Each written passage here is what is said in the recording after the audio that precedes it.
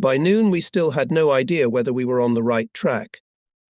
The officer in charge of getting us to the spot claimed that we were on the right track, but I could see by the look on his face that he was worried. This tundra is no joke. You can act like a tracker in the forests of Fontainebleau, but here you feel tiny and lost. Nature behaves with such hostile indifference that you just want to trust God. So we wandered on for a long time. Finally, we came upon some telegraph poles, barely held in the ground. They were along a road that had obviously been travelled. It was full of fresh potholes. Feldfebel decided that we should go south. That way we would find our units faster. His idea seemed strange, then we would go perpendicular to the path we had just taken. But we did not quarrel. It was no use arguing about something that didn't matter anyway. Besides, the prospect of spending the night in the open air did not please us at all. We'd have to go back to our old ways, to pull ourselves together to survive. The thought of a vacation flashed through my mind again, but I dismissed it, and the surroundings once again took on the colour of our uniforms. The young recruit was at a loss for words.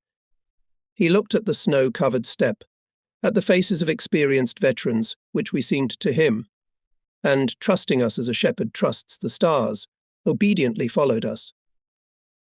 Suddenly, a kilometre away from us, we saw something huge. There was a muzzle sticking out of a snowdrift. We realized it was a camouflaged tank. Of course ours, otherwise we would have been in the other world long ago. Panther was buried in the snow up to the turret, and next to it we could see 2 or 3 dugouts. On the tank showed a tanker dressed in a sleeveless jacket of sheep's wool. He introduced himself and came out to meet us. We also introduced ourselves. That was the custom then. He said that the tank had broken down and they were ordered to bury it. It was not easy to do that. There were 8 tankers in all, separated by the will of fate from their tank unit. They had been alone in these boundless spaces for 3 weeks. Once the Russians appeared, but 2 machine guns forced them to retreat. After that, the place where the tank stood was designated as an official observation post. In 2 weeks they were to be replaced. They had been here for 3 weeks now, and said they hardly slept at night. "Where is the front line?" asked our field officer. "Yes, everywhere," answered the tanker. "Mostly mobile units are here. In the evenings, wagons pass across the road. They are afraid to light their headlights. Every time we are scared to death. Our radio station was bombed, so we're completely cut off from the world. You can't go crazy that way." "We have to go back to our units," the officer explained. "How far are we?" "The front line is 10 to 15 kilometers from here. But it is difficult to say exactly. The situation changes every day." We stopped in confusion. "Let's go," said our guide at last. "We must find something." The tankers watched with regret as we left their post. Darkness came sooner than we thought. A heavy fog descended. Finally, we reached the nearest position to the front. In the darkness, we could see abandoned vehicles. The sentry, turning green with fear, shouted in a trembling voice, "Who is coming?" Our field felon from fear muttered something incomprehensible in reply. Only insufficient vigilance of the sentries can explain that we survived. A frozen soldier took us to the company commander. "The Russians are infiltrating here from all directions," he explained on the way. "We don't know what to do. If the front does not stabilize, it will reach here. In any case, the regiment you are looking for is not here." We came across a company commander, a captain by rank. He came out of a candlelit trench. The captain looked old and sickly. He had thrown his overcoat carelessly over his shoulders, and his neck was tied with a thick light-coloured scarf. Instead of a helmet, he wore a cap on his head. Out of habit, we took up our visors. The officer unfolded a map, trying to give us directions. But it was even harder to find anything on the map than on the ground. By the light of a flashlight, the captain plotted the direction and decided to send us northeast. Judging by the position of the other regiments, Ours had to be somewhere there. How unlike the orderliness that reigned in Vinica. No matter how tired we were, for we had set out at dawn, we had to wade through the snow and fog again. 3/4 of an hour later we came upon a trench lost in this snowy desert. The soldiers squeezed in and gave us room. We had no other choice but to stop here. Otherwise we would surely get lost. Movement in the acrid fog was very difficult. The cold at the beginning of winter was the hardest to bear. Our bodies were not used to it. Still, we managed to sleep. Outside, in the trenches, the sentries were stamping their feet. The fog covered everything, and the sentries could see nothing but the barriers. During the night we almost froze, despite the curtains and lamp heaters. The temperature dropped to -25. Fog piled up in the trench. The soldiers spent their time as best they could. Someone, ignoring the frost, preferred to sleep. Someone played scat. Someone, clutching a pen with numb fingers, wrote home. We had to save money on candles. Cauldrons were placed under them, where the melted wax was collected. In this way the life of a candle could be prolonged 4 or 5 times. I still remember the dugouts buried under the snow as if it were a legend heard in my childhood. We got out of the trench, gritting our teeth from the cold, and resumed our search. There was complete silence. Everything around us was paralyzed by the cold, an enemy no less dangerous than the Red Army. We walked for a long time along the wire on which the icicles hung. Toward the end of the morning, part of our detachment finally found their regiments. Their officers told us the exact location of the other 2 units. There were still 16 of us left. We were looking for each of our own companies, since the new recruit was listed in a completely different platoon. And the weather was not the best. We had to proceed by trial and error, which meant that each of us made a big detour before we reached the place. We got angry. What the hell is this? Why were we not given clear instructions? The German soldiers, accustomed to perfect precision, could not understand how such disorder was allowed. In Poland, France, small countries, the work of the Wehrmacht was organized just fine. But in boundless Russia, where the front line was 30,000 kilometers, the efficiency came to naught. The situation was hampered by the lack of transportation in this terrible winter. And we were to live through another one, though we didn't know it at the time. No sooner had it gotten dark than the 14 soldiers of our group finally found their units. The young recruit and I were left alone on the icy road on which we were traveling back and forth. We passed through an almost abandoned village where only a few soldiers remained, dressed in whatever they could find. They looked at us in silence. We hurried away. So we were to head northeast. While it was still dark, we tried to use the surviving signs to determine our location. We kept to the right of the earthworks and trenches, but in the thickening fog all our attempts came to naught. Despite my youth, I had to figure something out. My companion was waiting for me to take the initiative. I suggested digging a trench for the night. This terrified the recruit. He wanted to go at all costs. "Soon we'll find our regiment," he said. "Oh, come on. You can't wander around here at night. We'll get lost and fall into the jaws of the wolves." Wolves? Naturally. But there's a lot worse in Russia. But the wolves could attack us right here. Of course they will, if we stand still. And when we get in the trench, they'll leave us alone.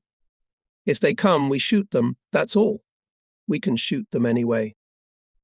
By tomorrow morning, we won't even remember where we went. We're on the road. Come morning, we'll follow it again. I'm telling you, it's better to dig a trench. I know what I'm saying. Finally, I managed to convince him.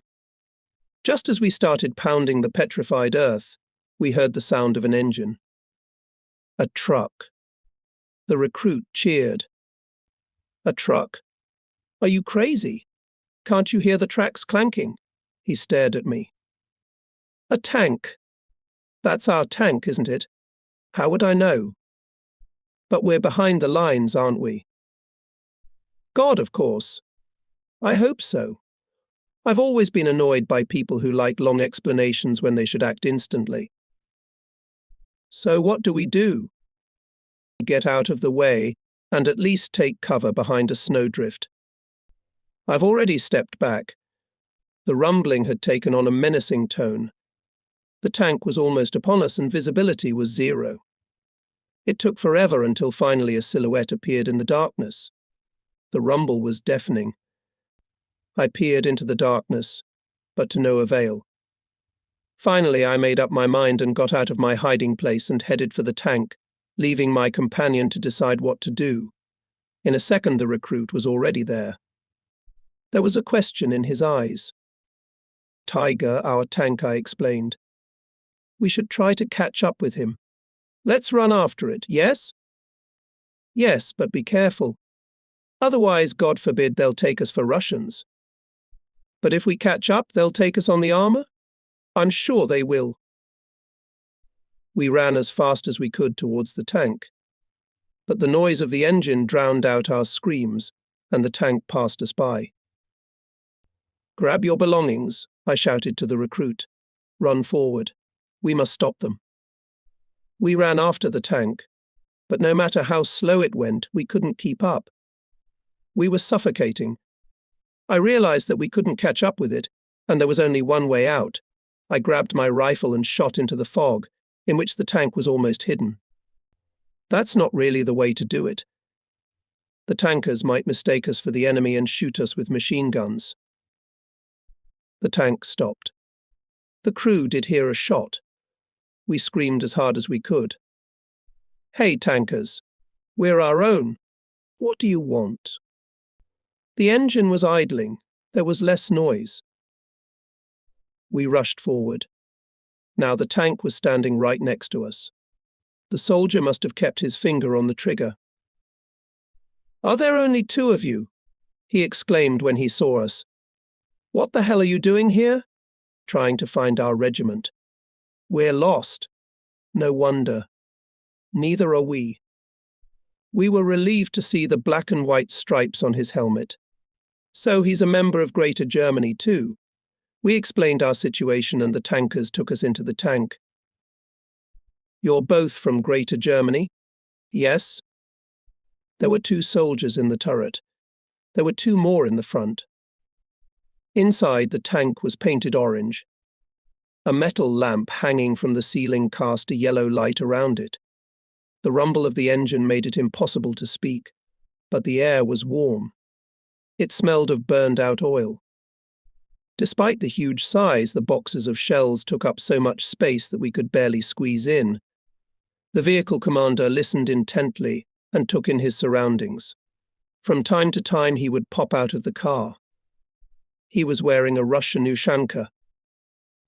The tankers said that they were also looking for their regiment. Because of the engine failure, they were 2 days late. Now they tried to orient themselves by the batteries and companies they passed by, which is quite dangerous. A lone tank is the same as a blind beast. They had no radio station, and their platoon commander thought they were missing in action. The tankers also told us that all new tanks are coated with mine paste and equipped with external fire extinguishers. The greatest danger to them are anti-tank guns, which the Russians began to use, having become acquainted with our Faust patron. No Russian tank, said the tankers, is comparable to our Tiger. In spring on the border with Romania they showed themselves in action. T-37 and KV-85 against the Tigers will not stand. An hour later the tank stopped. Pointer, shouted the crew commander. There is a camp somewhere nearby. It snowed, clinging to everything around. In the darkness there was a signpost sticking out. The tanker brushed snow off it and read the direction. The company to which the recruit was going was located to the east, next to 3 or 4 others. The rest of the regiment was to the northeast. That's exactly where the tank was going. The young soldier, who was at the front for the first time, had to say goodbye and walk alone in the dark. I still remember the frightened expression on his whitened face. 20 minutes later we came to my part. The tankers decided to spend the night here. I got out of the tank and went to the huts to ask where to go next. In the hut of the commander sat at a table made of boards placed on crates, an officer. The room was lit by 3 candles. There was no heater, and he threw a blanket over his overcoat. The officer explained in general terms where to find the company. I began to wade through endless dugouts, trenches. They resembled those that I first saw at the front, but they were dug carelessly. The sappers did their best, but the main work had to be done again by the infantrymen with their trowels. The real winter began. The ground was frozen solid. It's only going to get worse. I kept asking questions. Finally, a liaison soldier took me to the officer's dugout. Before letting me through, the sentry looked me over from head to toe. Why is it that suddenly a simple soldier is escorted as if he were an officer? Vesredau was awake. His collar covered most of his face. There was no hat on his head. He seemed to be studying a map. 2 heaters illuminated the trench, but there was little heat from them. At the end of the dugout lay a sleeping soldier directly on the floor. The lieutenant was also asleep, seated on a sack with his arms around his head. Captain Vesredau raised his head and looked at me. I was about to introduce myself when the phone rang. When Vesredau hung up, I finally spoke up. "Ifriata Saya, mister?" "Captain." "Back from vacation, my boy?" "I don't know, mister." "Captain." "Vacation was cancelled." "That's how it is. But you're all right. How are you feeling?" I wanted to tell him about my disappointment, that I wanted to rest, even if only for a few days. But the words stuck in my throat. I felt an attachment to my friends, who were just around the corner. I was angry with myself, but I couldn't do anything about this deep feeling. "It's all right, Herr Hauptmann. I'll wait until the next vacation." Vesredau stood up. I couldn't see his face, but I thought he was smiling.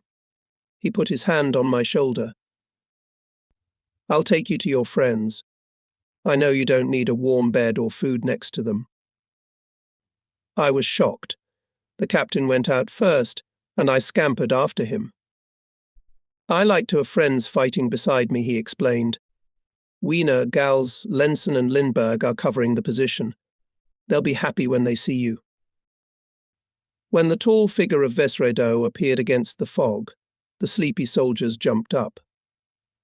Feldfeblei reported the situation. We approached a deep trench. There were 3 bags lying there.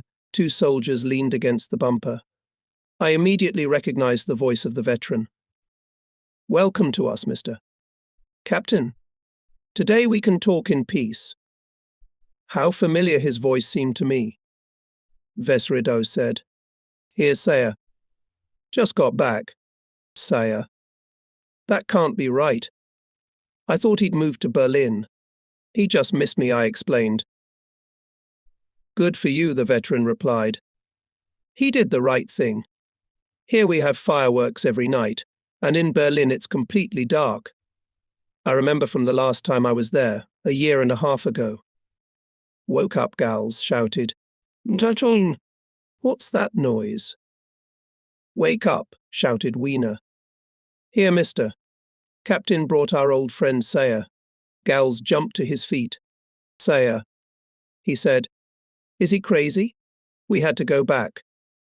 Vesredau felt it necessary to intervene. "If I didn't know personally how brave you were in battle, I would have had to put you in the penalty battalion, Sergeant Gals."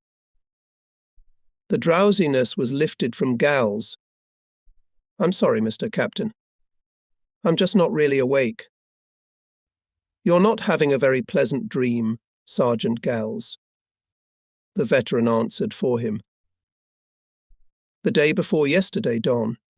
Yesterday, Donitz. This morning, the Dnieper. Admit it, Captain, even a herd of elephants, and that will not like it." "I know," answered Vesredau. "Since we came to Russia, I have not seen anything good here. But if we lose the confidence of victory, It will be very bad. So far we're losing land and men, Mr. Captain, and much faster than the certainty of victory. The Russians can't cross the Pripyat simply because of geography. Believe me. And if they do, where should we retreat to? Asked a stupid question Lindbergh. To the Oder, said the veteran. A chill ran down everyone's spine. God forbid, said the captain in a low voice. I would rather die than see such a thing. Vesredo must have believed in God. At any rate, he heard his prayers. 10 days had passed since my return. We celebrated my arrival with a feast. We had a feast in the windowless hut where we were resting. True, there was no vodka or biscuits, but war is war. The surplus food found in the hut was left only for me and my friends. Let the other soldiers starve to death. We warmed our feet in large basins of warm water, or looked for lice, or organized lice runs. But the empty pastime soon became tiresome. We were tired of hearing the same stories 1,000 times. Soon we were seized by indifference, which is so characteristic of soldiers at the front. Nothing surprised us, we had already seen everything. And for 10 days we hung around between the trench and the hut where we rested. Every 12 hours we walked 20 kilometers, separating the outpost from the ruins of the village. During the day we looked over the empty space that stretched in front of the trench. At night we could see nothing at a distance of 3 or 4 meters because of the fog. We had not yet really encountered the Russians. Their offensive had not yet gained full strength. Occasionally Soviet tanks appeared. We opened fire. Once they shelled our frozen batteries. When it was quiet, we killed time by looking at the snow that stuck to our boots, which during 12 hours of guard duty became hard as stone, and then, when we returned to the hut, softened again.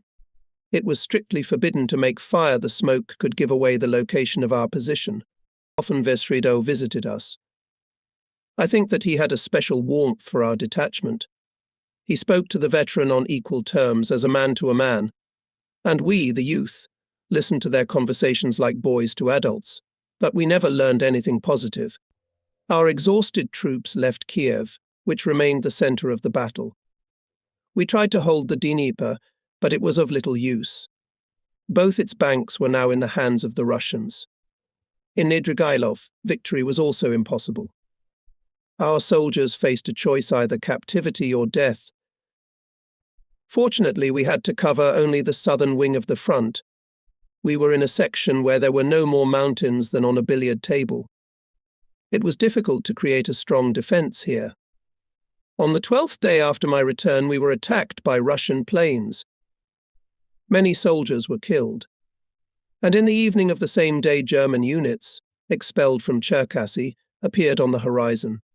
7 or 8 regiments in rags, hungry, burdened with wounded, descended on us like locusts and began to destroy our supplies. You could easily read in their faces what kind of fighting they had to endure. The soldiers had time to retreat from Kherson and the western bank of the Dnieper. Just then, as if on purpose, winter began to show what it can do. The thermometer fell to -20. On one of the frosty evenings, the enemy reached our positions. We heard the noise of tanks well in advance. Like a hunted herd, the soldiers sitting in the trenches, wrapped in blankets and rags, listened to the alarming sounds and stared into the void with frozen eyes, which were tearful from the frost. Though no one saw anything, one and another spoke. Etera! 1,000 thoughts, 1,000 memories flashed through our minds: a distant homeland, family, friends, desperate love. We were going over the options of the battle outcome: surrender, captivity, escape. Escape. Or maybe it would be better to die and once and for all end it all. But someone had already grabbed a weapon and imagined how heroically he would defend the position, would repel the Russians, and would stand to the death. But the majority resigned themselves to death. It was this resignation, however, that led to heroic deeds. Cowards or pacifists who opposed Hitler from the beginning often saved both their own lives and the lives of others, despite desperate fear justified by the dire situation. In the face of the Russian hurricane, we fled. But we had no choice. We became heroes without glory. With difficulty, we overcame the superior might of the enemy. We stopped fighting for Hitler, for National Socialism, for the Third Reich, and even for our sweethearts' mothers, families caught in the bombing. We fought out of fear. It gave us strength. The thought of death made us impotent rage. Maybe it's a shame to fight for that. But such motives are far more powerful than any ideology. Yes, we fought for ourselves, not to die in trenches full of mud and snow. We, like rats, were ready to cling to the enemy, even if he was 1,000 times superior to us. Fear turned our positions into a desperately fought fortress, and it was difficult for the Russians to break through. We lay in the frozen ground and listened to the noise behind our trenches. A sack of potatoes gals stirred and came closer to me. "Do you hear that?" he whispered. "They've got tanks." Apart from the noise of the tanks, I heard nothing at first. Then songs were heard they had been drawn out by the Russians. Now they were enthusiastic, like all the soldiers of the advancing army. 1.5 years ago we marched on Moscow. I was singing songs then, too, the veteran said. The sounds that reached us grew louder and quieter, but they did not stop. The soldiers who had been resting in the hut returned to their forward positions. Everyone was now on the battle line. Even the auxiliary soldiers were forced to defend the village. The front line was shallow but greatly stretched. Our division held 100 kilometers. Regiments stood close together. We were many, but they were 30 times as many. Icicles were forming on nostrils, lips, collars from breathing. The hands and feet of most of the soldiers were frostbitten. Usually in the evenings we walked from corner to corner around the trench to keep warm. But today it was just dangerous. Everyone froze in place. The ground and we ourselves were covered with crusts of ice. From time to time we had to warm our weapons. When we touched the icy metal, it was like an electric shock. The Russian troops to the east were silent. We could only hear the engines murmuring. From time to time we heard the death rattle of a horse. We were desperate for sleep. For 5-10 minutes we fell into slumber without closing our eyes. Then we came back to reality. We waited for dawn. At this time, people and animals often die of frost. The Russians were in no hurry. A whole day had passed since we heard the first sounds, but nothing had happened. Their counterattack would most likely have resulted in victory. We were ordered not to retreat. Each man was to have 4 hours duty in the front line and 4 hours rest. This kept the minimum number of soldiers in position. Many fell asleep at the guns, but suddenly woke up, pushed by their comrades. We were losing the sick and wounded. They went to the hospital on foot or on horseback, and no reinforcements were coming. Like a trap, the veteran said. At dusk, we found Lindbergh. He was standing there without pants. He'd gone to a latrine nearby and was so cold he couldn't walk. When we saw him, he was crying like a baby. He wouldn't have lasted much longer. By the next morning, the Russians still hadn't moved to attack. We were getting more and more nervous. An airplane flew by and dropped 4 sacks of mail. I got 4 letters, 2 from my parents and 2 from Paula. They were all way late. The letters from France were a month late at all. I eagerly read the lines of Paula's letter. She had nothing good to report. She had been sent to a factory 60 kilometers from Berlin. It had become impossible to live in the capital. The parents' letter caused only irritation. My father, as always, limited himself to 2 lines. And my mother's pitiful tone made me furious. I told Wiener about it, to which he replied, "That's all the French are capable of, complaining."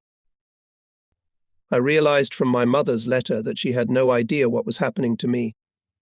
Poor thing asked me to take care of myself, not to get into trouble, to follow all orders and not to take senseless risks. I didn't even know what to think after reading such advice. I took my eyes off the letter and turned them to the white snowdrifts from which the danger was coming. The letters I read did not inspire the soldiers. one or the other learned of the death of a close relative or friend in a bombing raid. "This mail is a nuisance," said a lanky fellow. He looked at his friend, who was sobbing like a child. Then in the afternoon a blizzard began. We sent several squads to scout. The commanders got tired of waiting. They decided to provoke the enemy. We heard some shots, then the scouts returned. They reported that they saw the Russians have a lot of different equipment. Before nightfall, my comrades and I were awakened. With beating hearts, we took the forward positions. Apparently, through the snowstorm, tanks were preparing to march on us. The frozen ground shook underfoot from the tracks. The soldiers standing at the anti-tank guns did not take their eyes off the telescopic sights, which had to be constantly wiped. Several anti-tank trenches were dug, but they were too few. We knew if the tanks came through, we were finished. Everyone prepared anti-tank grenades. The veteran sang a Russian song. We didn't understand him. We did not know whether it was a revolutionary or Ukrainian song. Ukraine was friendly to us. However, it didn't matter now. Ukraine's days were numbered. Everyone sang what they wanted. There was a terrible noise. Gals clung to me, demanding that I sing something in French. Even though I was nauseous, I obeyed. I sang Sambri T. Mars and a few other verses. A drunken gals laughed and shouted. Hooray, victory! After this, a disgusting scene took place. Lenson lifted himself up, trying to keep his balance. "Who's talking about the French here? What can one expect from these broads?" He turned to Gals. He had started to dance and now grabbed Lenson's arm, trying to drag him along with him. "You'd better shut up, you idiot!" Lenson shouted. "Go stick your head in the snow instead of yelling." Gals, who was a head taller than Lenson, kept dancing. Then Lenson punched Gals and bellowed at him, taking advantage of his tiny rank advantage. "Lieutenant, at attention." "What do you think you are? And you're the one who's shutting me up." Gals stopped dancing and looked angrily at Lenson. "Stand still," he shouted, "or you'll be sorry." "You forgot about Sayer." Gals pointed at me. "He's half French. He's lived in France all his life. In fact, the French are on our side." Gals obviously read the same reports I did. "Fool. What makes you think that?" "But it's true," someone else intervened. "I read it myself in the Ostfront. I didn't know who to look at." "Come to your senses, you idiot. So what if those suckers come to our aid? What good are they? Anyone who thinks otherwise is no better, and our dark-haired Southerners are only capable of singing their love songs to the guitar." Lenson was referring to the eternal feud between South Germany and Prussia. "Lenson," I said, "you forget my mother grew up on the outskirts of Berlin. So you have to make a choice. Either you're German like the rest of us, or you're a frogman." I was about to say that I didn't have much to choose from, but Lenson didn't let me continue. "In Poland, even in Chemnitz, they asked you to make a choice." I remember. "But he had already made a choice," roared Gals. "He's in the same boat as you, me, and all of us." "Well, then there's nothing to say. He's French." Lenson's bravery was not to be doubted. He was awarded the Iron Cross for destroying the 7th tank. I was suddenly overcome with a feeling of powerlessness. It seemed to me that I would never achieve what Lenson had accomplished. The war, as usual, paralyzed me. Maybe the soft French blood that runs in my veins and that Lenson dislikes so much is to blame. How am I better than Lindbergh? He's not a real German either. He was born somewhere in the south near Lake Constance.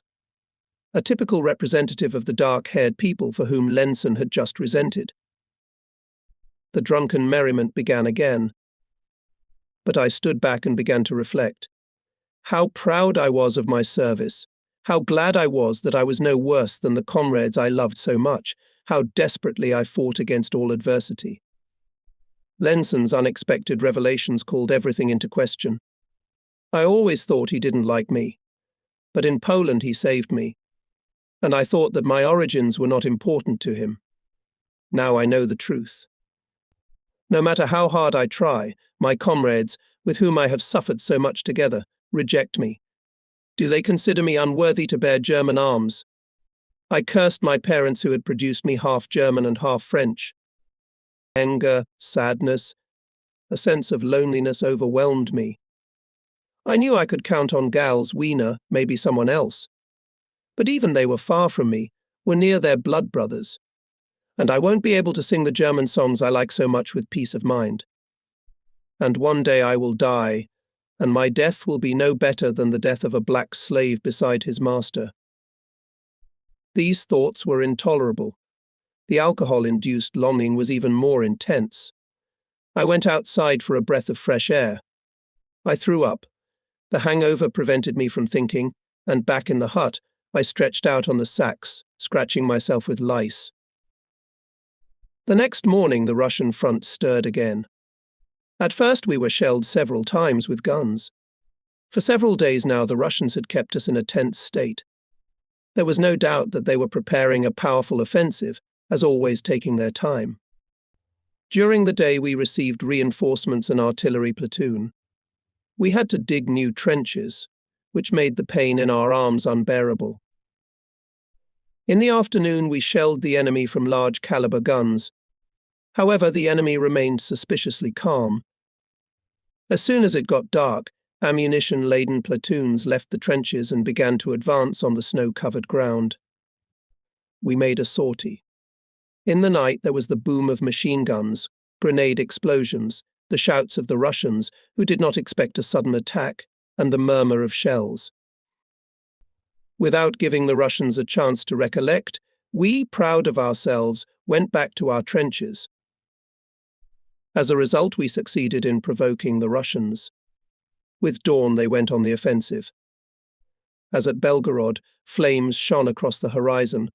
We rushed into the trenches, but many fell under fire, having never made it to cover. Once again, we plunged into all the horrors of war. It is impossible to get used to the way your comrades moan in the throes of death, no matter how many times you see it. And although I thought I could die a death worthy of a Wehrmacht soldier, I turned into a hunted animal, mad with fear. We no longer counted on the Luftwaffe. However, unexpectedly for us in the sky appeared in the airplanes that delayed the Russian offensive. The next day the enemy responded in the same way. The Russians tried to destroy our artillery by all means. As a result, at night the artillery was withdrawn from its positions, and we were left alone with the enemy to perform feats. For 4 more terrible days we held our trenches, despite the fact that the Russians repeatedly made infantry attacks supported by armoured troops. Whenever possible we buried the dead where they fell. 83 names were crossed off the company list. Olenshim, who had recovered from a severe wound near Belgorod, was shot here on the west bank of the Dnieper. The Russians regrouped and launched a powerful new offensive. It turns out that they delayed it because they were finalizing the last preparations. The enemy artillery, which was becoming more and more active by the hour, poured deadly fire on us. The veteran was wounded and was waiting with the other wounded, of whom there were at least 100, to be evacuated to the hospital. Wiener's place was taken by a paramedic. I continued to feed ammunition for the machine gun, but fired from it clearly not as skillful soldier as Wiener. The following night was simply terrible. In my memory only fragments of what happened. Night fell at 5 o'clock. It is only like that in Russia there is almost no night in summer and no day in winter. We had just withstood 2 or 3 major attacks. Desperate cries on the left told us that many soldiers were dying there. Having emptied 5 magazines, I tried to keep warm by gripping the warm muzzle of the machine gun with my hand. The 6th magazine was the last. Now we had to wait for a supply of new ammunition. The darkness was cut through relentlessly by the flashes of thousands of Russian shells. The trenches were not too deep, and some positions did not reach at all. We had to crawl several hundred meters through the snow mixed with clods of frozen earth. From time to time, soldiers came to us, jumping from one crater to another. They were bringing shells for a 50mm anti-aircraft gun, but one day they were all hit by a shell. We never heard the screams. A few minutes later, the field officer sent me to the site of the explosion to bring at least a couple of machine gun tapes. No sooner had I reached the spot than there were shouts of hurrah from the Russians. And then grenades and anti-aircraft shells rained down on us. I threw myself down on the ground. Beside me lay the bodies of comrades killed a few minutes ago, and the ammunition I had been sent for was nowhere to be seen. There was the rumble of a tank. Around me, the darkness was cut through by bright flashes and pink and yellow explosions. I opened my mouth wide, as the instructions said, so that I wouldn't catch my breath or burst my eardrums. The ground shook so much that I could no longer tell where was the top and where was the bottom. It seemed to me that in the midst of the general noise I heard the rumble of the machine gun, from which we were firing with Wiener. It occurred to me that I was going crazy. There was no way out. The only thing left to do was to crouch on the ground with my head down and wait for death to approach.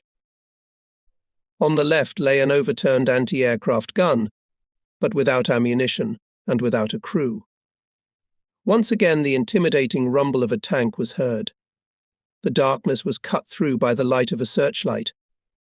The tank had broken through our line of defense and was passing 20 meters from where I was lying. Suddenly it caught fire. I almost baked in the hot air. In my semi-conscious state, I heard stomping feet and cursing that sounded distinctly neither German nor French. 3 or 4 pairs of boots were treading behind me. Everything happened so quickly that I did not even realize whether I had seen it or whether I had imagined it. The machine gun kept going, and then there were shouts. Shells burst in the tank, scattering steel shards all around me. Then there was a lull that lasted about 45 minutes. Barely able to stay on my feet, I got up and took a few steps toward the position from which I had left 20 minutes ago. But there was nothing left of it, only smoke and motionless bodies. I turned and walked to the rear. I tripped over a dead body, realized that I had lost my rifle, grabbed the other one from a dead soldier and ran. I heard a few shots and quickly climbed into the trench, where 3 soldiers in about the same condition as me were already sitting. They were staring into the darkness with frozen eyes. I huddled at the bottom of the trench and tried to organize my thoughts. There were still thousands of arrow-sharp flashes in front of my eyes. I did not know what to do next, and only listened to the cries of the soldiers in the trench. To the south, the ground was burning and the sky was split by the rumbling. The Russians had broken through the front on the Disrepair. Several thousand German and Romanian soldiers awaited a terrible death. About 20 regiments could not withdraw in time and laid down their arms. Their only reward awaited them captivity. But for the rest, the war continued. I decided to get out of the trench I had climbed into. Bending down, I ran with all my legs to other positions where soldiers were bandaging their comrade. Someone greeted me. "Sayer, where did you come from?" There was a rumbling sound in my head. I don't know anything," I mumbled. "Everyone died there. I ran away." There was the sound of an engine behind us. A tractor was pulling a heavy anti-tank gun to the position. Fatigue acted on us like a drug. We stared stupidly as the enemy ring tightened around us. Then, with desperate cries, praying to God to work a miracle, we threw ourselves at the bottom of the trench and pressed ourselves into the ground.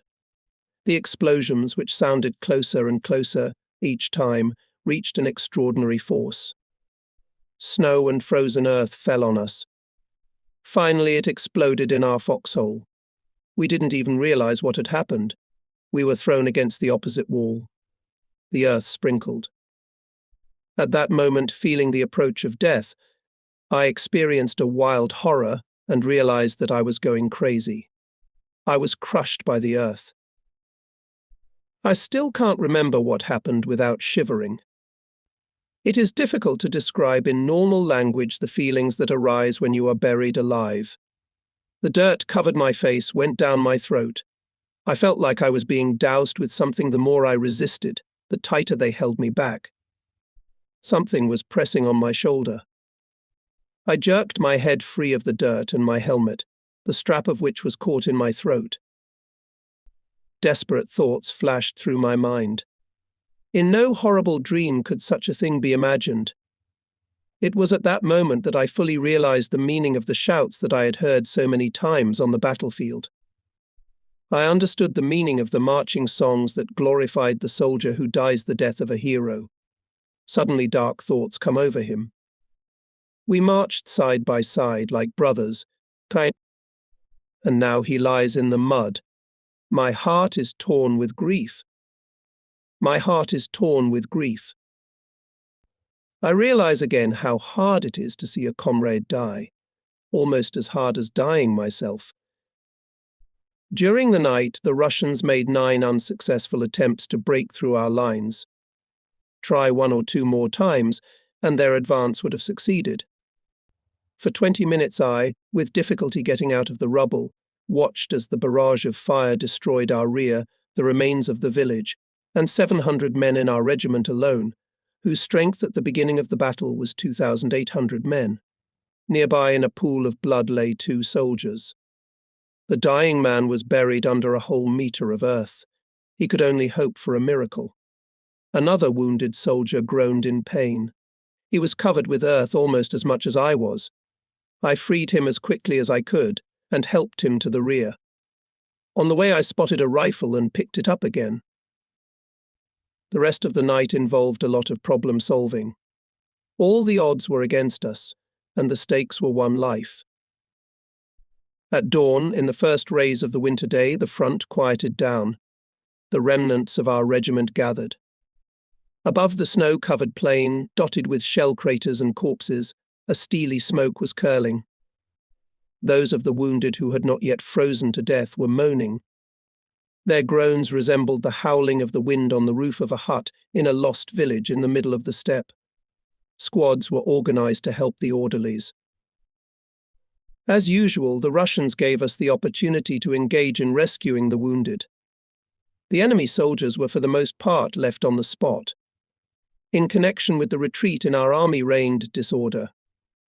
There was almost no opportunity to take care of thousands of wounded, the number of which was constantly increasing, and the Russians had no hope for us.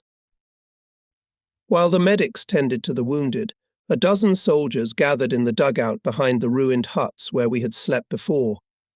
Captain Vesredo, who had just arrived, was among them. Despite the foreboding of disaster, we greeted our friends with joy. Gals, Lenson, Lindbergh all survived. I was helping a corporal bandage a badly burned hand when Vesredo announced the retreat. He sent us to help the officers count the company and regroup. At dawn we were to march out. I went with Lenson to find the remnants of his platoon. The Russians had suffered too, and were now licking their wounds, preparing for a new offensive to crush the remnants of our front.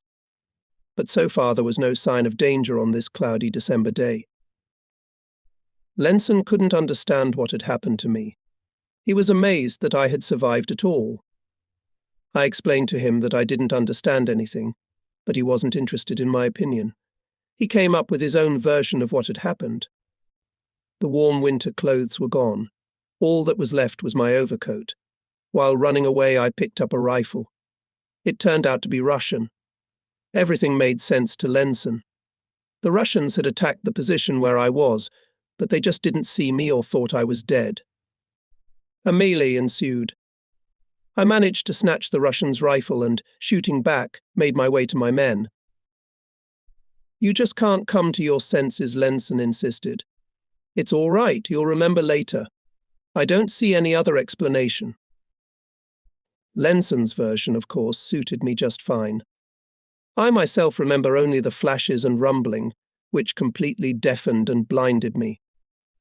I could no longer distinguish between west and east, between up and down. Perhaps Lenson was trying to make amends for the night before, at dusk, which came shortly after noon, the German army left the second front on the Dnieper. The main forces of the Russian army was on the offensive against the German and Romanian troops concentrated to the south. Our units were given the opportunity to withdraw from the occupied positions. Everything that could not be taken away with them had to be abandoned. Regiments of the Greater Germany, half of which were on foot, went on the road. We prayed for one thing, that the heavens would at least for a little while hold back the deadly rain with which the enemy would surely begin to shower us. Our prayers were answered. We passed 50 kilometers without incident. We were unpleasantly surprised to find no reserve positions. There were only reconnaissance posts. The Russians could continue the offensive without firing a single shot. We told the scouts to leave with us. They tried to argue, since there was no fighting yet. On the second day of the third retreat, the most mobile part of the battalion halted. It was to serve as cover on the way of the rest of the units to the west. 2,000 soldiers and among them, and I stopped at a village not marked on the headquarters maps. By the time we arrived, the inhabitants had retreated deep into the forests. We had armoured personnel carriers and 4 small tanks at our disposal. They had served well in Poland, but compared to the T-34 they seemed like toys. Their firepower was represented by a double-barreled machine gun and a grenade launcher. We used the tanks instead of tractors. We dragged 12 skids with weapons and provisions on them. Anti-tank machine guns were mounted on half-tracked vehicles. They also helped us to pull the trucks out of snowdrifts. Snow got into the spokes of the huge Zundap motorcycles, and they could not continue moving. Rounding out our column were 3 anti-tank guns. With such weapons we could fight off the partisans, and the machine gun, anti-aircraft guns and grenades had to be used to delay the Russian divisions, which included several armoured units, at least for a day. If we had won the battle, we would still have had to retreat further. The length of the front in our sector was no more than 100 kilometers, and all along its perimeter regiments like ours, and the main forces of the army were retreating westward in a forced march. The Russians, who made a breakthrough to the south, neglected our sector. There was no point in losing soldiers in pursuit of an enemy who was retreating anyway. The Russian army left us to the partisans. Their numbers were constantly increasing. It was hard to imagine where so many of them would come from in a country that seemed to be under our control. On Stalin's orders, the partisans, attacking us unexpectedly, made it difficult to retreat. They used delayed action shells, mined the corpses of our soldiers, attacked trains with provisions, isolated units and assembly points, ruthlessly treated prisoners. But they avoided battles with combat-ready units. Partisans well deserved the name given to them by the Germans terrorists. Through their actions they achieved what was beyond the power of the regular army. The Wehrmacht was gradually bowing to the power of the enemy who outnumbered it many times over. Partisan resistance worsened the situation at the front, and the rear no longer answered our calls. The Ukraine was sympathetic to us, but even here partisan detachments formed by order of Moscow became active. The population of Ukraine faced a choice who to support. Partisans killed young Ukrainians who had recently been sympathetic to us, or enrolled them in their detachments. An invisible war without leniency or pity took over. Subversive wars have no face. Like revolutions, there are innocent victims, hostages, and ill-conceived actions. People start killing in retaliation for what happened or could have happened. This only added fuel to the huge bonfire. In the name of Marxist freedom, Ukrainians had to change their attitude towards us. They became Germany's worst enemies. The war took on a total character, and the scorched earth method began to be applied. We no longer spared towns and villages. We ourselves became persecuted, and no one spared us. It was at the top of this already unbearable war that our regiment performed its terrible service. A silence hung over the snowdrifts. Only occasionally it was broken by the howl of a tiger wolf. 10 men were constantly on guard. They looked out into the distance from a hut, which least resembled a fortified fortress or from tank towers covered with snow and ice. Sometimes they ventured into the forest for reconnaissance, though they were afraid to go far. The partisans destroyed the stoves in the huts. They thought we would die of cold that way. Some of the huts had no roof, it was either burned or removed. Perhaps the partisans simply did not have time to completely destroy the villages before we arrived. But there were still too few huts for us. We had to wander around looking for a roof over our heads. We burned everything we could get our hands on, but there was a danger that the hut itself would catch fire. No one wanted to waste any more energy gathering brushwood in the woods. The soldiers, cursing the smoke that could only escape through the open doors, huddled together and tried to sleep standing up, though they were shaken by coughing. But this was so only in those huts that had a roof. Where there was no roof, there was no trouble with the smoke, but it was quite impossible to keep warm. Those who were closer to the hearth were in danger of being burned alive and had to move away, while others, who were only 5 meters away, felt only warm air. The temperature did not rise above -20. Every 2 hours a new detachment went to the trenches, and the sentries, white with frost, came back. The winter had gone wild. Besides, we suffered from mud. The intention to urinate had to be announced to all present. Then the others would hold their frozen hands under the urine. It often healed cuts.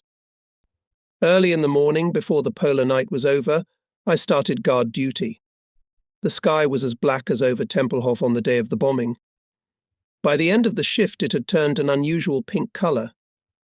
By 3 o'clock, the shift came in. My eyes were stinging, and my nose was freezing. I had to cover it with something. Like Chicago gangsters, we put masks on our faces, we pulled up our collars and tied our heads with scarves. After an hour, the pink glow changed to purple, and then grey.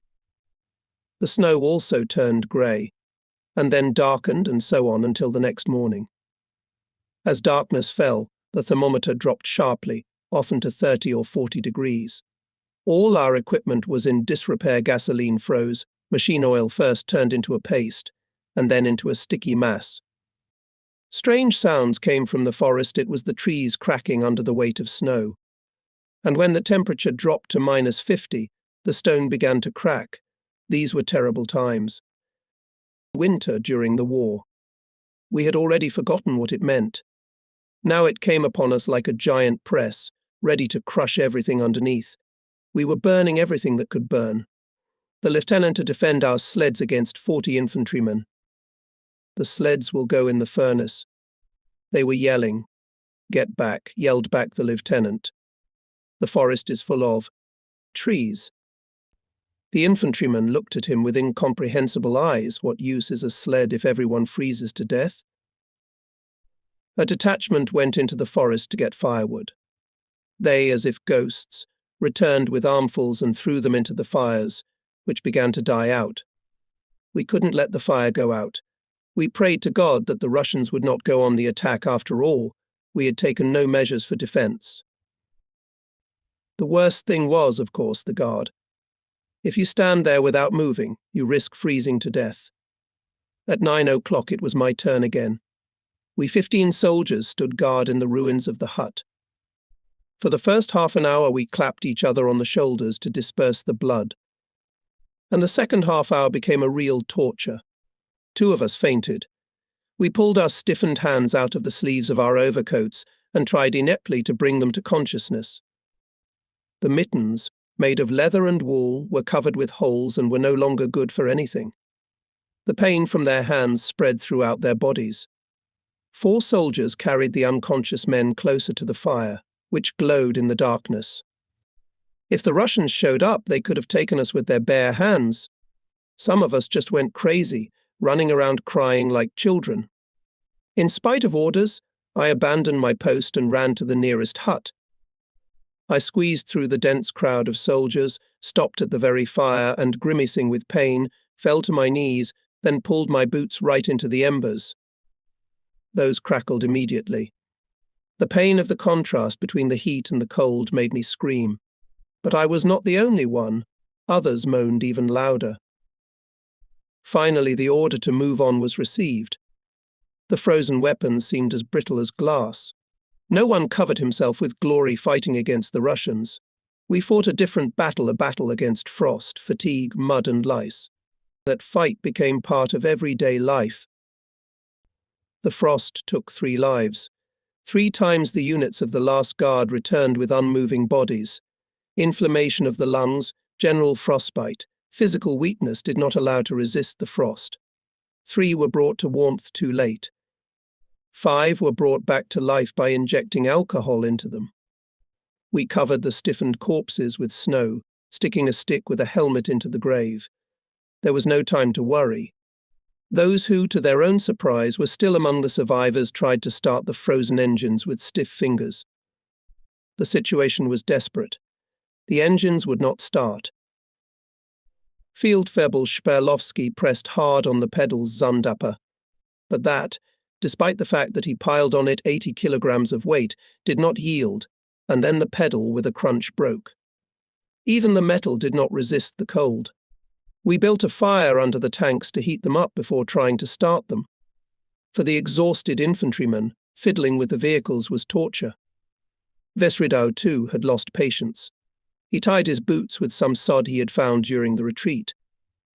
"We should have kept the engine idling all night," he exclaimed. "It's so easy. Carelessness will ruin us." We listened to him, but nothing was reflected on our faces. For many, death was a release from their torment. Half an hour later, we heard the sneezing of a Mogor. Someone managed to start the half-tracked vehicle. The driver let the engine warm up and then began to warm up the gearbox. After 2 hours of torment, our convoy set off, having been ordered to keep a minimum speed. Until the cars warmed up, we had to follow them on foot. At noon, several cars stopped. We had to stop, too. The radiators were damaged because they were filled with pure alcohol. We had to fix them with spare parts if we could find them. Most of the time we patched holes with whatever we could find. While some of us worked, others opened canned goods. Meat could be chopped with an axe, mashed potatoes resembled cement, wine turned to bricks. The forced stop cost us an extra hour. According to the instructions received by radio, we had another hour at our disposal to connect with the main units of our troops. We were passing through the territory of 2 defensive posts, 2 round trenches, and 3 or 4 huts burrowed into the ground. Nobody came out to meet us. It seemed that everything here was abandoned. Probably the soldiers were sleeping, warmed by the fire. We sent a small party to reconnoiter. 5 minutes later, one of the soldiers, out of breath, came back to the column. "Mr. Captain Trouble. There's no one alive there. It's horrible. All dead." Looking closer, we saw that the doors of the huts had been broken open, and 4 or 5 corpses were lying by one of them. "Partisans," someone shouted. "They have just massacred them all." "There's been fighting here recently, Mr. Captain. The bandits probably haven't dropped their weapons yet." Another platoon headed for the second dugout. There was a long explosion. A geyser of earth and logs exploded over the fortification. Vesredau cursed loudly and ran toward the trench from which smoke was billowing. We rushed after him. 3 soldiers were blown to pieces. 2 of them were unrecognizable. The third was still breathing. Blood was streaming from his body. Along with them lay the corpses of 4 German soldiers who had been killed before we arrived. "Look out for mines," shouted Vesredau. His words were passed from one to another. The soldiers stopped at the second dugout, but did not dare to enter. 6 mutilated corpses, almost completely undressed, lay in a sea of caked blood. Some had been abused so badly that it was impossible to watch. Soldiers who had been through the Battle of Moscow, Kursk, Bryansk and Belgorod, who had seen different things, covered their faces with their hands and walked out. We had never seen such horror. Taking all precautions, we dragged the corpses away. 2 of them had mines planted on them. We covered them with logs. There was no time or energy to dig graves. All of us considered the actions of the partisans completely senseless. Vesredo held a ceremony of farewell to the 18 killed. We took off our hats and helmets and stood in the snow with bare heads. I had a comrade. The funeral song echoed among the Russian frost with 1,000 voices. There were no flags, no music, only one terrible torpor. The spirit of vengeance behind the actions of the partisans had destroyed the last mutual understanding between the soldiers of the two armies that still remained between us. The treacherous actions we could not understand. The column took to the road again. Passing the central dugout, we saw a banner sticking out of the ground, on which was written in charcoal "Revenge." We drove for at least another hour. The snow muffled the sound of our engines, but the distant sounds were heard well. Suddenly we heard the crackling of a machine gun. Vesredo and 2 other officers who were with him ordered us to stop. We clearly heard the sound of firing. About 10 kilometers to the west, a battle was unfolding. We were ordered to speed up the pace of movement. The tankers decided to break forward, but the officers did not allow them to leave the column. We must stay together. I sat in the third sled, which was pulled by a tank. Behind us was a motorcycle with a broken transmission. The rumble of the cannons intensified. Suddenly Vesredo stopped the column and went out on the terrain to check the map. The tanks were unhitched from the sleds and they moved toward the battlefield. We headed after them as fast as we could. In front on a motorcycle, BMW rode Vesredo. Behind was overcome by Snowdrift's rover with 80mm anti-aircraft gun. Gasping for breath, we ran on the trail of tractors. They had far outpaced us, and those riding on them had engaged the enemy 10 minutes before we arrived. We heard machine gun bursts that seemed louder than usual in the frosty air. A motorcycle pulled up beside us. "Spread out through the woods," the captain ordered. We helped the motorcycle out of the snowdrift in which it was stuck, and then ran past the trees. The untraveled snow crackled under our feet.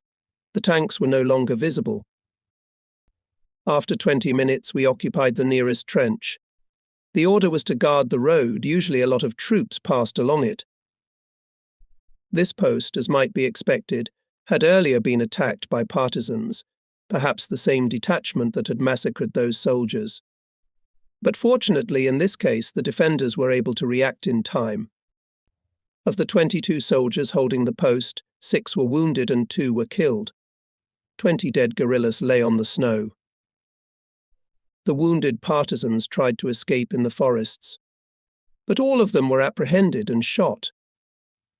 Only 2 were taken prisoner. They swiveled their eyes like hunted wolves and answered questions with the same thing. "We are not communists. What do they think we are? Or do they really know nothing?"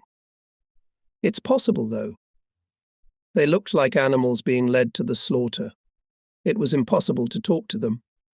Our soldiers prepared for revenge. Vesredo looked from the guerrillas to us. He questioned them once more, but it was no use. Finally, his patience broke. He waved his hand indifferently. Ours grabbed the prisoners and drove them ahead of us. The guerrillas, from the sight of weapons, lost their heads and rushed to escape before they were laid on the ground by gunfire. The post was saved by a miracle. According to the story of the soldiers who were there, they were attacked by at least 200 partisans. For 2 hours the battle lasted. Now the defenders of the post were ordered to evacuate. The day was not a good one, and at the end of it, 10 minutes after our departure, another incident occurred. A motorcycle, which was at the head of the column, at a distance of 30 or 40 meters in front of the tank, returned to the road, struggling to get through the snowdrifts. He was followed by the tank. Suddenly there was an explosion. Icicles fell from the branches with a glassy sound. The tank was blown off the road. The explosion tore the car apart. Flashes of flame appeared. Those on the sled reacted immediately. One of the officers jumped on the hull of the tank to save the tankers, who were badly wounded. The others ran to him. and the infantry stood on both sides of the road, preparing to repel the surprise attack. The tank was enveloped in black smoke. We were powerless to help the crew. We poured fire extinguishers on the tanks, but the fire inside flared up more and more. We dragged the sleds away as quickly as possible. A huge amount of burning fuel poured out of the tank's gas tank, spilling over the snow. With impotent rage, officers and soldiers watched 3 soldiers burn alive. The smell of burnt meat mixed with the smell of gasoline and oil. The 2 sitting in the motorcycle drove over the same spot in seconds. Apparently, their tires only miraculously did not hit the detonator. They too looked at the tank, and cold sweat trickled down their backs. The column through the burning tank, from which the shells began to explode. The heavy skids and some equipment burned. Those riding on them had to find places in the trucks. The column made a detour in order not to get under machine gun fire, and 2 tankers died without even getting a chance to defend themselves. For 3 years they were on the fronts and deserved eternal memory. We left this land to the Soviets, who pursued us on our heels. Thus ended the last European crusade. Even in the face of danger, we continued to think about the unbearable cold. Soon there was a connection of our unit with the main forces of the division. It happened in the city of Bobruisk, which had an important strategic importance. The sappers mined the area between the wire and the trenches. Other infantry regiments reached Bobruisk, as well as an armoured platoon of Tigers. The presence of the Tigers gave everyone hope. They resembled fortresses of steel. No Soviet tank could compete with them. In Bobruisk, several civilian employees of the Wehrmacht were also called up. Completely unexpectedly, they found themselves in the center of the battle. Before, for them, Russia looked like a settled city, where one could shelter from the frost and have enough to eat, if of course one kept in touch with the provisioning units, and to spend the evenings with charming Ukrainian women, of whom there were many. They were already preparing to leave in a hurry for a quieter place with their superiors. We had the honor of protecting the bureaucrats' love nests. But we tempered our fury, for we were too tired and hungry, and quickly climbed into the warm huts. Here food and drink were waiting for us, and we had an opportunity to wash ourselves. There were no lamps or candles in the huts, but these paradisical corners were perfectly illuminated by the light of the stove, into which we threw whatever we could find. A few hours after our arrival, we melted several tons of snow and, having undressed, began to scrape off the mud. We washed pants, underwear, shirts. We don't know when we'll have this opportunity again. It must not be missed. Someone managed to find a box of toilet soap. We threw it into the biggest troughs. One by one, timed on a stopwatch, splashing around in the foamy water. 2 minutes each, not a second more. The water splashed out of the trough onto the floor of the hut, where 30 grimy soldiers were gathered. More and more water was poured into the troughs. In the darkness, we did not notice how the foam, which had given us so much pleasure, had turned grey. When we had finished washing, we threw the water from the trough into a hole in the hut. It was out of the question to go out. The thermometer showed -15, and everyone was undressed. After pouring out the water, we broke the troughs and used them for fuel. Gals began to chew a bar of soap. Laughing, he explained that he was scraping the dirt off the insides. They were just as dirty and had just as many lice. Let a regiment of Russians come now. I feel renewed, he said. Suddenly the door slid open. The hut immediately felt cold. We cursed at the newcomers. But the hands of the soldiers on the doorstep were bursting with delicacies, the food of the gods. The soldiers piled their luggage on a mountain of wet overcoats. A bundle of peppered sausage, loaves of rye bread, cans of Norwegian sardines, dried ham, 8 or 10 bottles of schnapps, brandy, Rhine wine, cigars.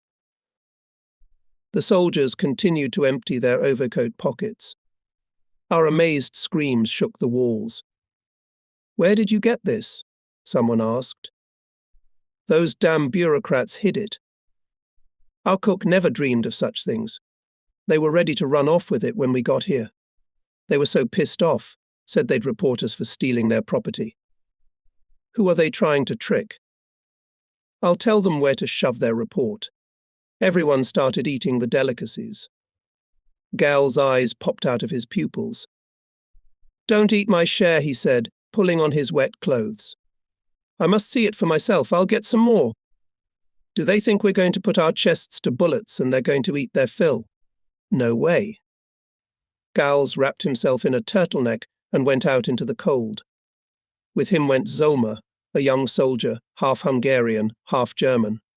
He came into the army under about the same circumstances as I did.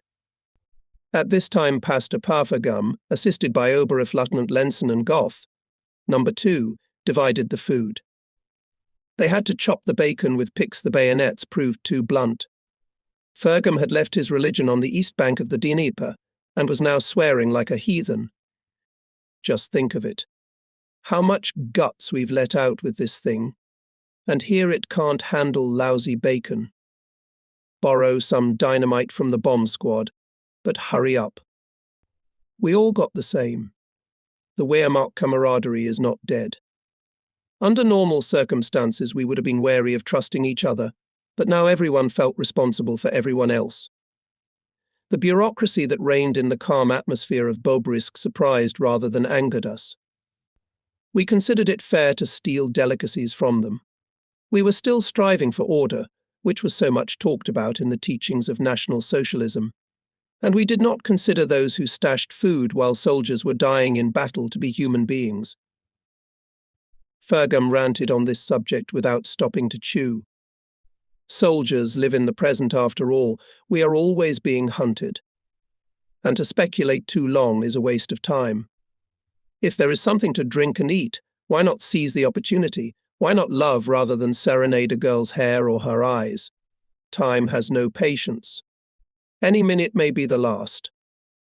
We put portions of Galsa and Zulma into their helmets. As we emptied the bottles, we belted out songs. Our greedy friends never returned. They were caught snatching a bottle of brandy out of an official's hands and given 6 days of punishment. Later, Gals could not recall his prank without scolding. Silent night. Silent night. Christmas night. The wind is blowing through the labyrinths of the trenches north of Bobruisk. The companies are occupying the positions prepared by the troops who left westward to the border with Bessarabia 2 days ago. The collapse of the southern front forced us to retreat and regroup. The Soviets were closing in on us relentlessly. More and more reinforcements were arriving in the sector. We had a premonition that the battle would be fierce. There was hilly and wooded terrain all around. Tanks and mobile artillery were frozen in the bush. We emptied all the supply depots. The commander arranged a 3-day binge as compensation for the coming carnage. It was Christmas 1943. Despite the miserable situation, we, as if we were children who had long been deprived of joy, were seized by nostalgic feelings under the steel helmets stirred up old memories.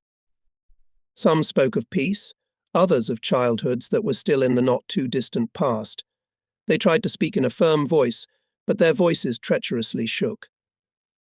Vesrido went around the trenches, talked to the soldiers, and himself could not detach himself from the memories. He undoubtedly had children with whom he wished to spend time. Sometimes he would fall silent, looking up into the dark sky. Icicles froze on his long overcoat like Christmas tree ornaments. During those 4 days, our only problem was the cold. The platoons on the line were constantly rotating, and the nights, which were especially hard, were split in 2. But every day more and more soldiers with pneumonia went to the hospital. And I was twice brought into the hut and brought to consciousness. Painful cracks appeared on my face, especially at the corners of my lips. Fortunately, there was enough food. The cooks were instructed to include as much fat as possible. Provisions arrived regularly, and our cook, Gransk, prepared fatty soups full of oil. Despite the inconvenience, these measures bore fruit. The cooks learned the secrets of cooking from the Russians. In addition, we bathed in a bathhouse, going from hot steam to cold showers. Our hearts almost stopped beating, but this contrast was beneficial. Make the most of it, said Gransk. Eat to your heart's content and be happy. Even children starve in Germany. Unfortunately, Gransk was not wrong. As Paula wrote in a letter that reached me in only 6 days, rations in Germany were severely restricted. Each day we got closer and closer to the border, the distance from home became shorter. One morning at the signal of the field officer, we jumped out of the heated hut, barely having time to rub our eyes. At a distance of 2 kilometers from Bobruisk, we found a connection of Soviet tanks. We were hit as if by a butcher's axe. Everyone took his position. In the west, the air shook with explosions. Russian tanks resembling furious bulls entered the minefield. Now it was their turn to take to the air. Observers looked through binoculars. Tanks tried to leave the same way they appeared. Our artillery was silent, leaving the matter to the mines. But 3 tanks managed to pass through the minefield and headed towards the city. They steadfastly withstood the fire of our anti-tank guns, not even slowing down. But when they were hit by 88mm guns of camouflage Tigers, all 3 tanks were hit. The first flipped over, the second froze in place, and the third turned, opening its side to our anti-tank guns, which blew away all of its guns. However, it still managed to turn around. We froze, watching this fight. Now he was going straight into the minefield. The tank's tracks were torn off by the explosion, and black smoke burst out of its bowels. 2 tankers jumped out. We didn't shoot. The 2 Russians clutched their pistols in their hands, ready to fight to the last man. But not hearing the shots, they went to our lines, lowered their weapons and raised their hands. In a second they crossed the front line. The infantrymen who called them heroes grinned, and the Russians smiled back. Their white teeth resembled those of a Negro, so blackened by the smoke were their faces. Ours led them into the hut and gave them schnapps. Their behavior was so different from the partisans that we had not the slightest hatred for them. Lenson observed them and said, "If Wiener had been here, he would have raised a toast to them." The next day we sent the sappers out to remine the field. We had to rely on mines. We didn't have enough manpower. The next day reinforcements came. We were sent 2 Romanian regiments and a Hungarian battalion. A squadron of airplanes based near Vinica was to provide support. "It's going to be a big show," Pergam said. "I don't like it." Oberleutnant Lenson took the opposite view. He was happy about the reinforcements. He believed that the Reds should be stopped here. It never occurred to him that Prussia was about to fall into enemy hands. But none of us at the time could even imagine such a thing. One night the Russians sent Asians against our positions. They were supposed to defuse a minefield. The Russians relied heavily on tanks, and since they did not spare men, they often sent their own soldiers to perform such tasks. This action of the Russians, of course, failed. The minefield exploded under the screaming crowd, and those who survived we shot. The corpses quickly stiffened in this cold, so the stench didn't spread far. The Russians didn't even try to use artillery to help the Asians, so we had assessed the situation correctly. But now it was no longer possible to place mines, as the Russians fired at any moving target. We managed to bury only a few mines, but unfortunately our losses were also great, and we did not have much hope for mines. And the next evening, when the frost became incredibly hard, the Russians again went on the attack. We stood at the positions. The temperature dropped to -40. From the cold, many fell before they could even cry out. It was simply impossible to survive in such an environment. But the attacking Russians suffered no less. The frost prevented them from even opening their mouths to shout hurrah. Both sides were ready to leave the battlefield. Metal was breaking with remarkable ease. The Soviet tanks were advancing along the front, but 30 meters from the front line they ran into mines. They were also destroyed by the Tigers, who opened fire from permanent positions. The frozen Russians withdrew in disorder under continuous fire. Their officers, who thought that because of the frost we would not be able to defend, for the sake of the attack, were ready to make any sacrifice. I managed to save my hands from the frost. I stuck them directly in mittens in empty ammunition boxes. Those who had to work with their hands, such as artillerymen, sooner or later went to the doctor with severe frostbite. Many had their limbs amputated. This frost lasted for 3 weeks. The Russians limited themselves to music and speeches calling for surrender. By the end of January, the cold subsided a little, and it was already bearable. At times the thermometer rose only to -15. But at night there was still a murderous frost. But by making frequent shifts we managed to endure it. We knew that soon the Russians would resume the offensive. One night, or rather morning, at 4 or 5 o'clock, the whistles called us back to our positions. An armada of T-34 tanks was approaching us with a roar. Their attack was preceded by an artillery preparation, which caused considerable damage to Bobruisk and caused mass evacuation of the civilian population. We managed to start the engines of our tanks, 15 Tigers, 10 Panthers and a dozen Mark II and Mark III. We spent the whole day the day before warming up the engines. At the beginning of the offensive, 2 tanks Mark II were destroyed by Russian artillery. Again, there was a danger of a breakthrough. We lay down in the trenches and waited for the Red Infantry to advance. Machine guns and anti-tank guns were still silent. The engines of the camouflaged Tigers were idling. When in the field of fire hit a Russian tank, the Tiger set it on fire. The Russians moved slowly toward us, confident, and fired at random. Maybe they would have succeeded in demoralizing us if we had seen the battlefield. But it was hidden in the smoke. The first wave of Soviet armored forces was smothered 500 meters from our positions. They could not withstand the fire of Tigers, Panthers, and anti-tank guns. Tiger was a real fortress. The enemy fire did not cause him the slightest harm. The thickness of its front armor reached 15 centimeters. The only disadvantage of this tank was low mobility. After the first wave went the second, more dense. Now the infantry was coming at us. We waited with parched mouths, with rifle butts to the shoulder and grenades. Our hearts were beating hard. Suddenly a miracle happened.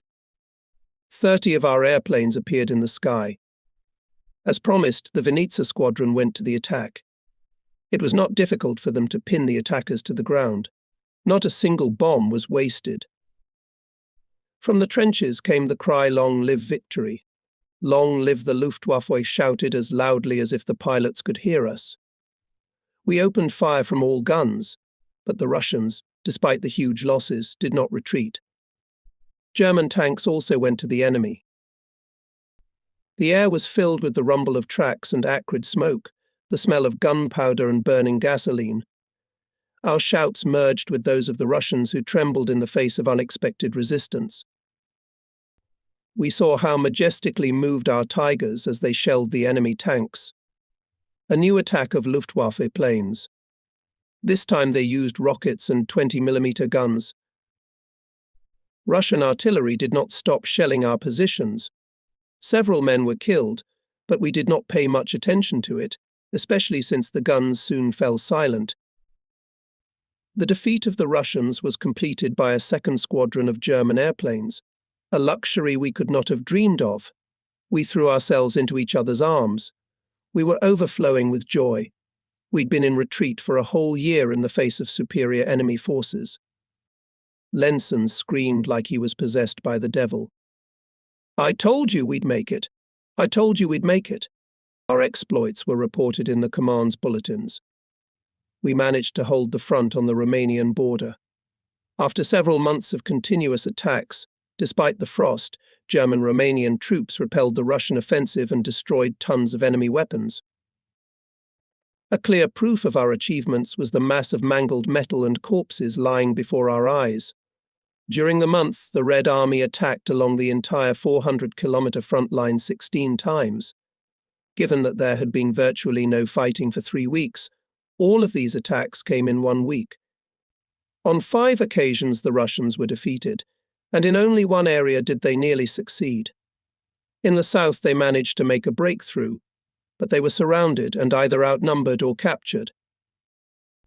In our sector, however, no one retreated a single step. We were filled with pride. We proved again that with good weapons and thorough training we could hold off superior forces of an enemy who never thought out his combat operations properly. Often in difficult moments, Wiener reminded us of the failures of the Russians. At the sight of a burning enemy tank on his face appeared smirk. "What a fool," he said, "so stupidly caught. Only quantity they will be able to defeat us." The soldiers of Great Germany were awarded 30 Iron Crosses. The same number was given to the tankers who deserved it.